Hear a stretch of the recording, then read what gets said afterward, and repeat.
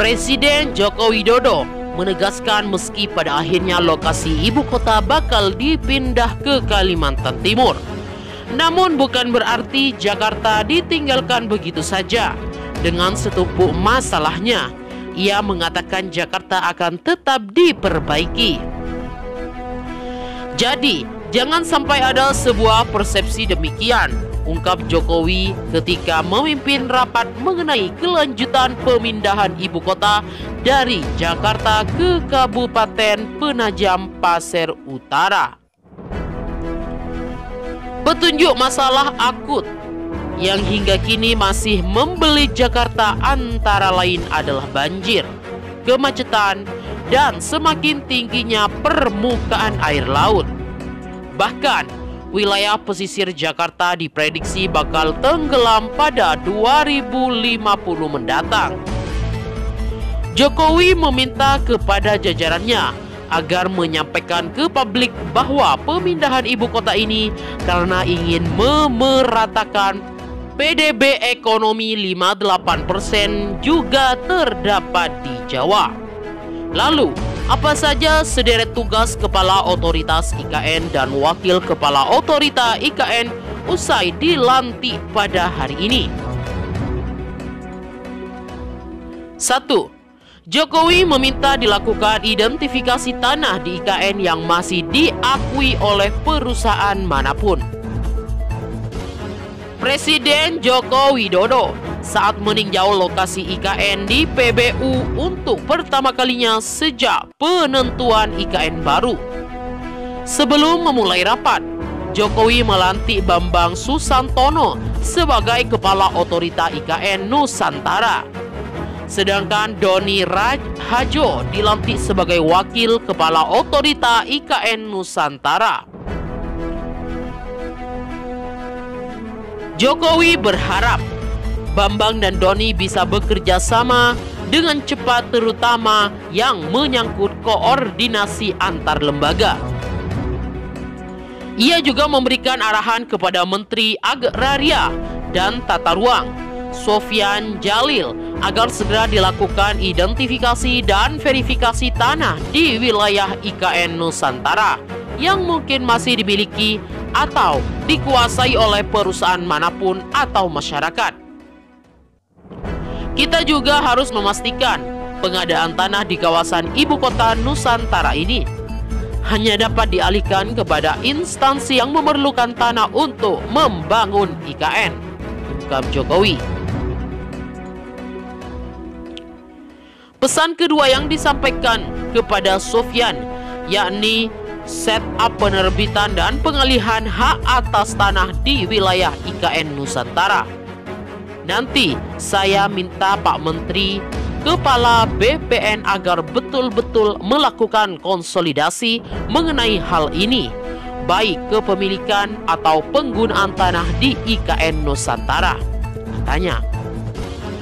Mantan wali kota Solo itu juga berpesan agar mempercepat pelepasan kawasan hutan IKN, terutama yang berada di kawasan inti pemerintahan.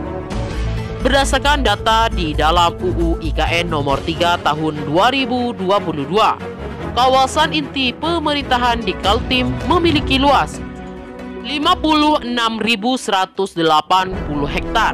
Namun, setelah diperluas, area daratnya mencapai 256.142 hektar. 2.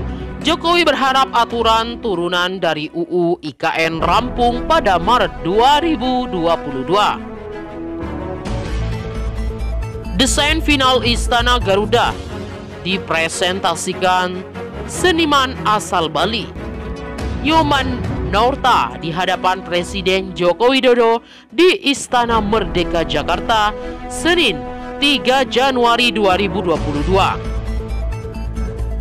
Sementara poin penting lainnya yang disampaikan oleh Jokowi yakni agar aturan turunan dari UU IKN bisa rampung pada Maret 2022. Ia pun berpesan agar sekretariat untuk IKN yang bertugas sebagai mesin birokrasi yang membantu tugas-tugas otorita bisa segera diselesaikan. Sekretariat itu harus tersedia di Jakarta dan di Balikpapan. Saya harapkan nanti otorita juga bisa merekrut deputi dari orang-orang daerah sehingga keterlibatan masyarakat di daerah betul-betul tercipta dan komunikasi secara baik. Kenapa ada pemindahan ini? 3. Jokowi nilai duit Bambang dan Joni adalah kombinasi baik untuk pimpin otorita IKN Nusantara. Pelantikan kepala dan wakil kepala otorita Ibu Kota Nusantara pada Kamis 10 Maret 2022. Di rapat itu, Jokowi juga menjelaskan alasannya memilih Bambang dan Doni sebagai kepala dan wakil kepala otorita. Sebab keduanya melenceng dari kriteria ideal yang pernah dilontarkan oleh Bapak Jokowi. Mantan wali kota Solo itu pernah menyebut ia berharap pemimpin otorita IKN adalah bekas kepala daerah dan seorang arsitek. Tetapi meski demikian, Bambang dan Doni dianggap pilihan kombinasi yang sangat baik. Terlebih keduanya bukan berasal dari partai politik.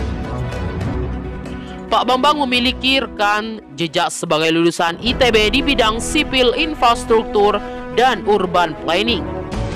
Kemudian S2 dan S3-nya berpengalaman di bidang yang berkaitan dengan transportasi.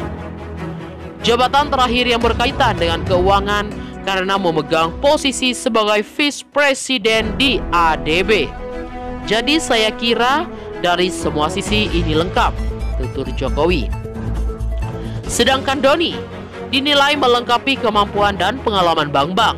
Hal itu lantaran Doni adalah bos di sebuah perusahaan properti ternama di Indonesia. Ia memiliki pengalaman di bidang properti dari A sampai Z, sehingga akan gampang sekali bagi beliau berdua untuk berbicara dengan Menteri Bappenas dari sisi perencanaan. Sementara ketika berkomunikasi dengan Menteri PU dalam pelaksanaan di lapangan tidak ada masalah. Jokowi pun optimis duit Bambang dan Doni tidak akan memiliki masalah ketika berkomunikasi dengan Menteri Kemaritiman dan Investasi Luhut Binsar Panjaitan. Apalagi, kata Jokowi, ada sejumlah pihak baik di dalam maupun di luar negeri yang diklaim berniat untuk berinvestasi di IKN Nusantara.